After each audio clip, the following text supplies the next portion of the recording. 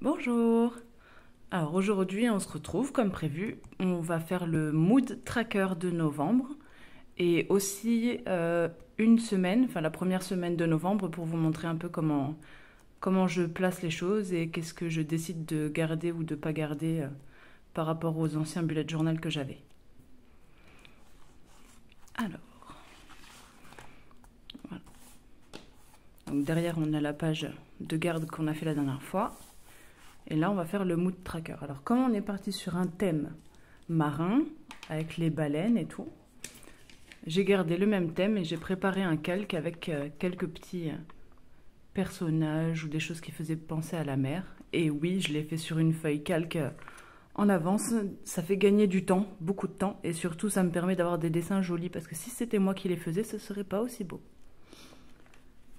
Alors, je vais décalquer un par un en fait sur la feuille là. Et après, je vous montre comment ça fonctionne. On se retrouve tout de suite.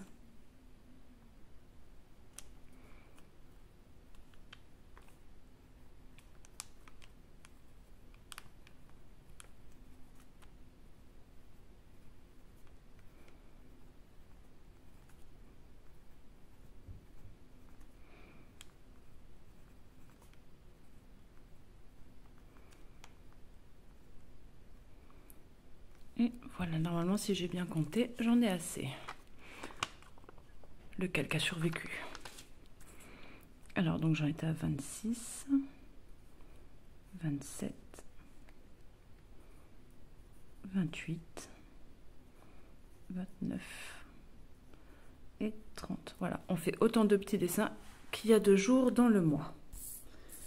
Maintenant qu'on est là, bon, bien sûr, je vais tous les repasser parce que là, on voit pas très bien. Et en fait, j'ai laissé en haut un petit peu de place là pour écrire mood tracker. Ça veut dire tracker d'humeur. Donc ça veut dire comment vous vous sentez ce jour-là. Est-ce que vous avez passé une bonne journée, une journée bof, une journée très nulle? Voilà. Et c'est en bas. On garde un petit coin en bas. Et on va faire... Alors, moi j'en fais que 3. Il y a des personnes qui en font beaucoup plus. Voilà. Je fais 3 petits carrés.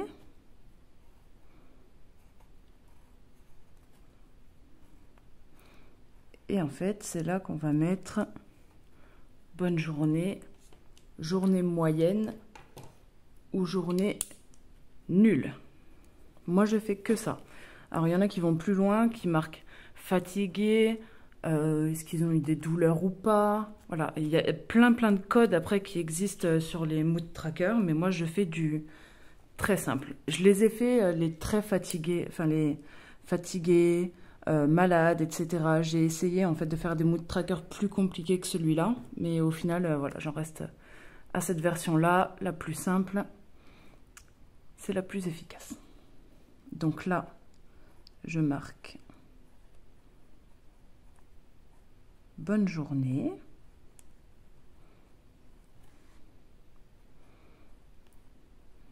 Journée bof. Et là, je marque soit journée nulle, soit mauvaise journée. On va marquer journée nulle, tiens, ça changera. Journée nulle. Voilà, même avec un petit bonhomme pas content. Et là, je vais choisir 3 couleurs. Alors, pour mon thème, voilà. Hop, pour ceux qui n'ont pas vu, c'est des petits baleines et le thème, c'est bleu. Donc, on va rester dans les tons bleus. Comme j'ai expliqué dans la vidéo précédente, en fait, je garde toujours le même thème et plus ou moins les mêmes couleurs, en fait, tout le temps, tout le long du mois. Donc, on va rester dans les bleus. Et j'adore le turquoise, donc le turquoise fera partie du jeu aussi. Bon, on va prendre ces deux-là de bleu, du coup. Parce que j'ai les autres crayons, mais en fait, 3, ça suffit.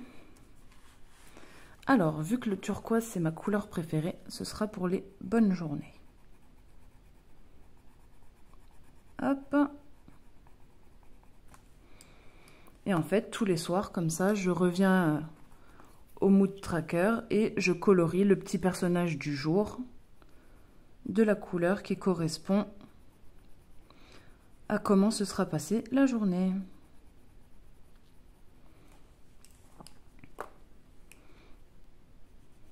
Alors évidemment, vous pouvez faire en fonction de vos goûts, en fonction du thème que vous avez choisi, des couleurs que vous aimez.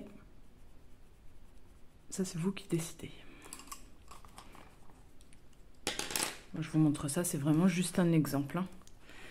Et en haut, du coup, je vais marquer Mood Tracker. Alors, il y a des gens qui ont beaucoup de talent, qui écrivent très bien, qui s'entraînent pendant très longtemps, peut-être, pour écrire aussi bien. Mais j'ai pas ce talent-là. Alors, je fais très simple. Et en général, je fais un gros M.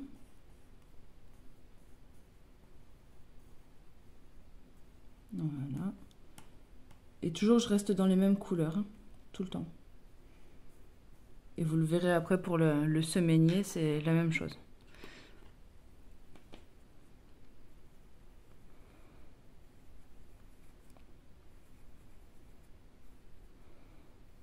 Voilà. Et on va prendre l'autre. Par contre, je vais le tailler un peu plus. Ça, c'est pas génial.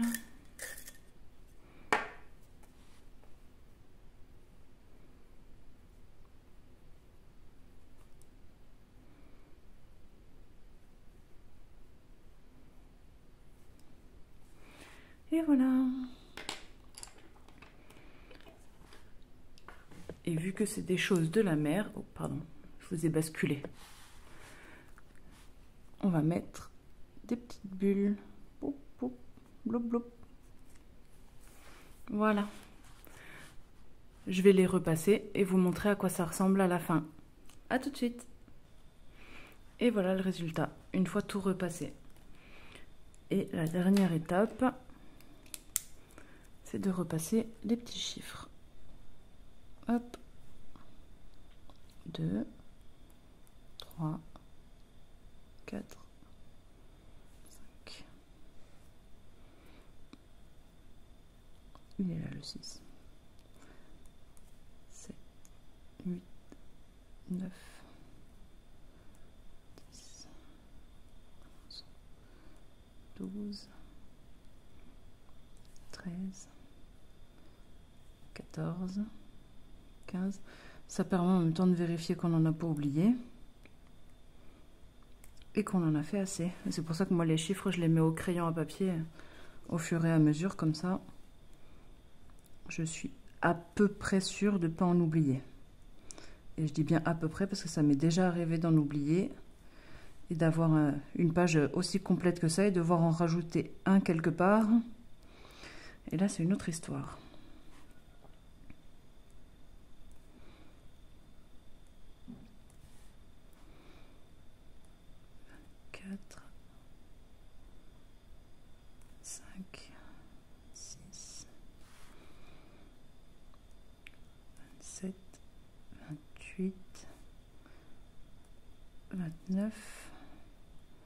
Et 30. Et voilà.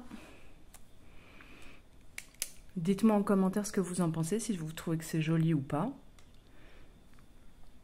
Et je viens de voir que les petits poissons amoureux, il y en a un, il lui manquait ses bandes. Hop.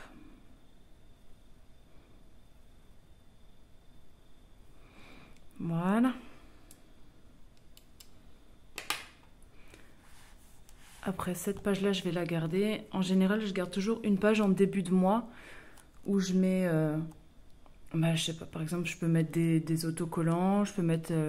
là, ce que je vais faire, c'est que je vais écrire une citation, en fait, et mettre des autocollants qui correspondent à mon thème dessus. Donc là, hop, j'ai les autocollants juste à côté. Je les ai pas achetés exprès, hein, je les ai depuis longtemps, ceux-là. Et c'est une bonne occasion de les utiliser parce que, regardez, il y a des mignonnes petites baleines, comme pour mon thème. Donc c'est parfait. Et pour les citations, j'en avais imprimé quelques-unes. Oui, j'ai des coloriages, oui. Je suis une grande enfant. Et bien celle-là, elle me paraît pas mal. Et elle est dans le bon thème de couleur. La vie est un mystère qu'il faut vivre et non un problème à résoudre. Donc on va prendre cette petite citation.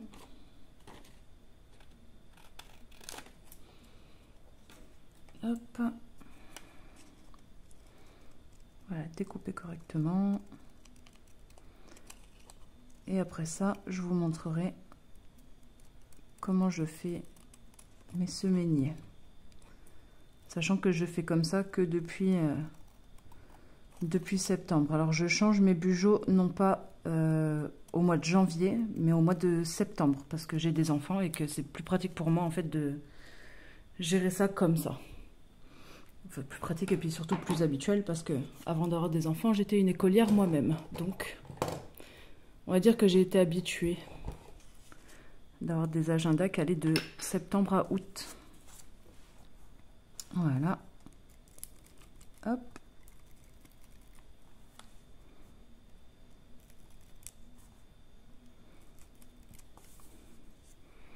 Et on colle au milieu.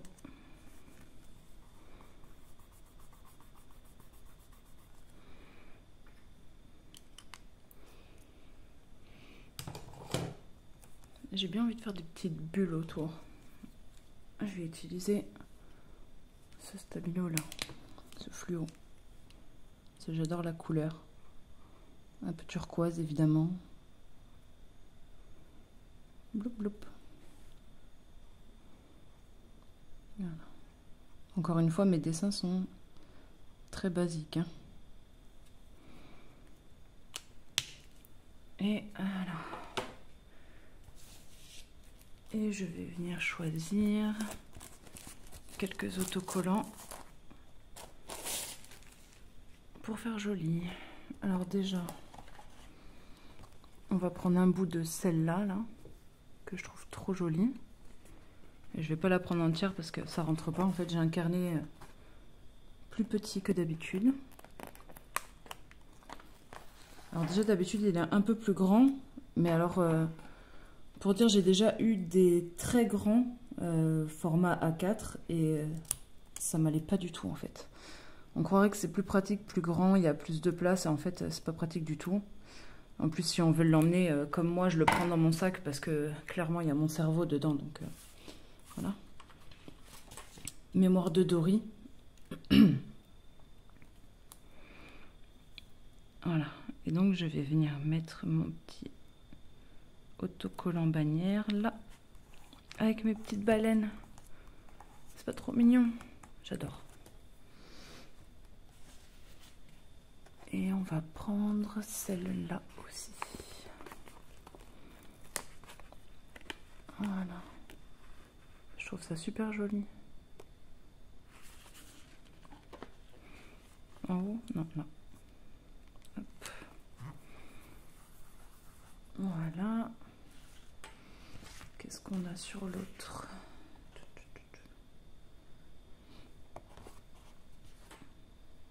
On va venir décorer avec des petits poissons. Hop. Des petits poissons.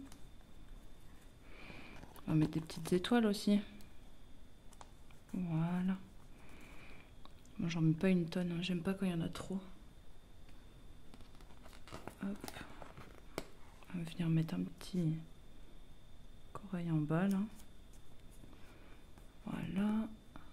Et pas de celui-là. Ah bah un petit crabe, tiens. On va mettre un petit crabe. Là. Et voilà. Moi ça me suffit. Ensuite on tourne la page. Et on va venir faire le semainier. Alors, la première chose que je fais, déjà je prends une règle, mon crayon à papier, je commence tout au crayon à papier tout le temps et je fais après au stylo ou au feutre ou peu importe, mais d'abord au crayon à papier. Parce que... Alors je vais commencer par le tracker de sommeil. que moi j'appelle Sleep Tracker. On va commencer là. Et en fait, c'est juste pour surveiller le nombre d'heures que je dors et si je dors bien ou pas. Voilà, c'est quelque chose qui est important pour moi. Après, chacun son truc. Alors du coup, le maximum que je dors, et encore c'est miraculeux, c'est 9 heures. Donc ça, c'est mon maximum. 8, 7, 6, 5, 4, 3, 2, 1, 0. Et là, normalement, je prends 7 cases. Mais là, le 1er novembre, c'est un mardi. Donc, il y aura le mardi, le mercredi, le jeudi, le vendredi, samedi, dimanche. Et ça, c'est vraiment ce que je fais en premier. Comme ça, après, je gère avec la place qui me reste.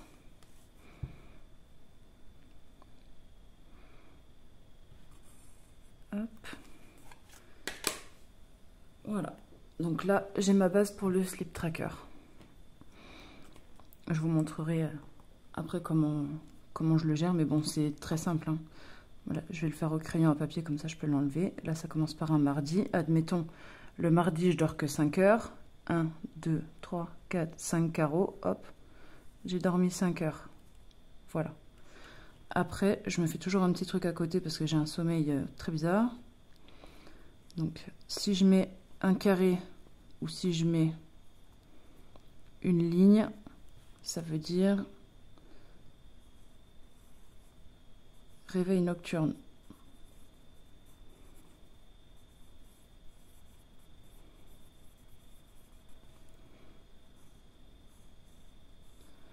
Si dans la colonne il y a des hachures, ça veut dire sommeil agité.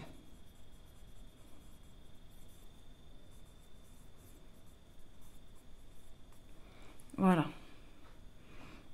Donc ça, c'est un peu comment moi je fonctionne. Après, chacun fait comme il veut. Il y en a qui n'utilisent même pas de tracker de sommeil, mais moi j'en ai besoin. Voilà. Donc ensuite, là ça va être entre guillemets plus facile parce qu'il n'y a que 6 jours. Donc là, j'ai plus qu'à couper ce qui me reste de la page en deux, plus ou moins. Je fais pas au millimètre près. Voilà.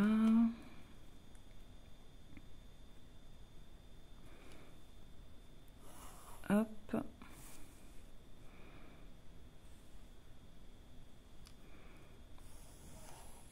Et hop. Bon, là, on voit clairement qu'il y a une case plus grosse que l'autre, mais bon, c'est vraiment pas grave. Surtout que ça tombe le mercredi. C'est encore moins grave.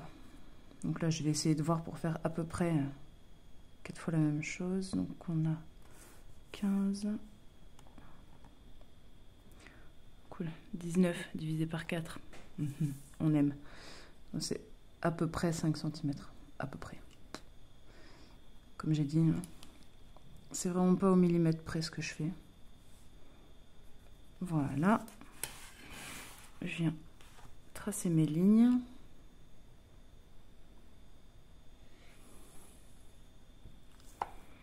Alors, on va prendre la règle à l'envers, sinon je vais la casser.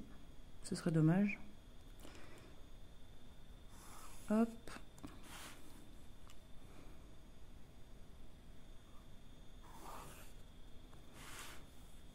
Celle-là, par exemple, de ligne, je les repasse pas. Alors, des fois, si j'ai envie, mais c'est rare, je les fais au feutre directement ou au crayon de couleur. Là, j'ai pas envie. Donc, je ne le fais pas. Voilà.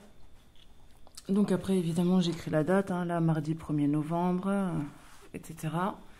Et ce que je fais, toujours, bon, des fois je fais des dessins, mais là, en l'occurrence, j'ai la chance d'avoir des autocollants, donc je vais m'éviter de faire des dessins moches et je vais prendre des trucs jolis. Et voilà, et à chaque jour, hop, on va mettre un petit autocollant. Alors, des fois, je fais des dessins. Mais alors, quand j'ai la chance de pouvoir l'éviter, autant vous le dire, je l'évite. Tiens, hop, on va en profiter. On a plus de place, on va mettre le bateau sur celle-là. Voilà. Alors là, c'est pas le cas, mais quand il y a des anniversaires, c'est là que je viens les mettre. J'ai déjà la roue des anniversaires au tout début de mon bullet journal. Et quand il y a des anniversaires, je viens les mettre là, je vais vous montrer. Hop, admettons, mercredi, du coup jeudi, on va dire qu'il y a un anniversaire. Hop, je vais venir marquer la date. Donc ce sera du coup le jeudi 1, 2, 3. Et là, hop, je dessine un magnifique gâteau d'anniversaire avec une petite bougie et le prénom de la personne. Voilà. Donc c'est vraiment un bullet journal qui sert à tout, y compris à me rappeler les choses dont je dois me rappeler. Enfin, surtout à ça, parce que clairement, sans ça, j'aurais du mal à m'en sortir. Sans ça et sans mon téléphone, bien sûr. Hein, qui fait les alarmes, qui me rappelle tout le temps les choses que j'ai à faire. Et voilà. Et là, il n'y a plus qu'à écrire les jours. Et c'est terminé. J'espère que ça vous aura plu. Dites-moi en commentaire si vous aimez ça, si vous en voulez d'autres ou pas, ou si vous voulez que je teste d'autres choses. Voilà, dites-le moi en commentaire. N'hésitez pas à m'envoyer des messages aussi sur ma page Facebook, les créations d'Ophélie Bijoux Fantaisie. Et n'hésitez pas encore mieux à vous abonner et à liker. Merci. Bye bye.